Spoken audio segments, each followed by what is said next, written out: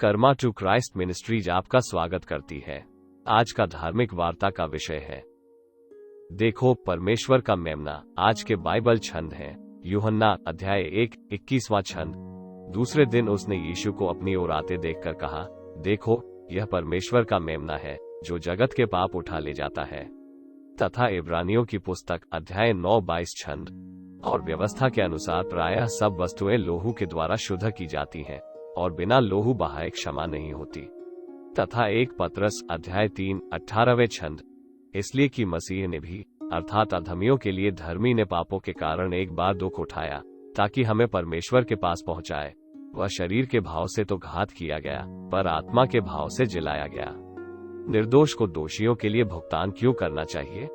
ठीक ऐसा ही तब हुआ जब पुराने नियम में हमारे पापों के लिए परमेश्वर द्वारा पशु बलि की आवश्यकता थी। मैंने पढ़ा है कि आधुनिक मुस्लिम समाज में एक युवा निर्दोष मेमने को घर में लाया जाता है और उसके धार्मिक बलिदान से कुछ दिन पहले उसे पाला जाता है। इस तरह विशेष रूप से घर के छोटे बच्चों के साथ एक प्रेम बंधन की शुरुआत होती है ताकि जब उनकी आंखों के सामने उस भेड़ के बच्चे की बलि दी जाए तो उन्हें अपने पापों की गंभीरता का एहसास हो। परमेश्वर ने स्पष्ट रूप से सुनिश्चित किया कि हम इस अनुष्ठान से गुजरे ताकि जब भी हमने पाप किया उस अपराध बोध और दर्द को महसूस किया जा सके।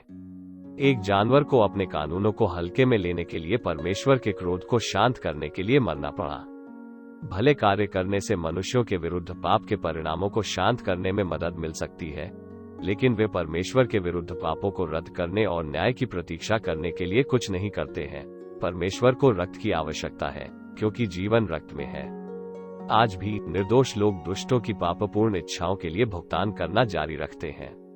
आपको क्या लगता है कि बाल शोषण, मानव तस्करी, वेश्यावृत्ति, गर्भपात, नशीली दवाओं का दुरुपयोग, युद्ध और पौधों और जानवरों के जीवन का वैश्विक विनाश कहां से आता है?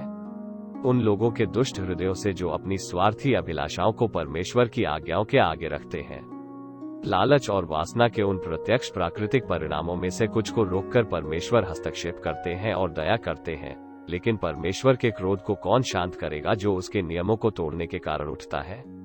सभी धर्मों में अकाल, सूखे, बीमारी या युद्ध के डर से अपने देवताओं को प्रसन्न करने के लिए किसी न किसी प्रकार के रक्त बलिदान का इतिहास रहा है। बाइबल में वर्णित कुछ धर्मों ने तो यहाँ तक कि परमेश्वर की इच्छा के विपरीत अपने बच्चों की बलि दे दी। क्रूस पर यीशु की मृत्यु के लिए धन्यवाद। हमें अब और अधिक धार्मिक पशु बलिदान करने की आवश्यकता नहीं है। मसीह उस निर्दोष मेमने का प्रतिनिधित्व करता है जिसे बलिदान किया गया था। क्योंकि मसीह देह में परमेश्वर है, इस बलिदान को परमेश्वर ने संसार के पापों के लिए अंतिम भुगतान के रूप में स्वीकार किया है। इतना करना है कि हम यीशु को अपने हृदय में स्वीकार करें, परमेश्वर से उस क्षमा को प्राप्त करें और आनंदित हों कि अब हम शुद्ध हो गए हैं और पाप की शक्ति पर विजय प्राप्त कर चुके हैं। आओ प्रार्थना करें। स्वर्गीय पिता, आपने अपनी उपस्थिति से हमें बहुत प्रसन्न किया है। आप हमें अपने सुखों की नदी से पे देते हैं। आप स्वर्ग से अपनी दया और सच्चाई भेजते हैं और हमें बचाते हैं।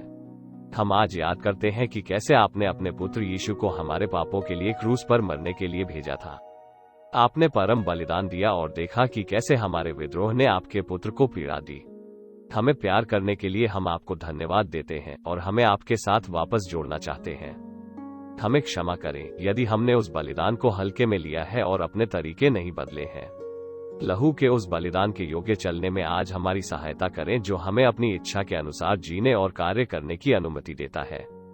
हम आपको, यीशु को एक बार फिर अपने दिलों में प्रभु और उद्धारकर्ता के रूप में स्वीकार करते हैं, अपने जीवन को आपको समर्पित करते हुए।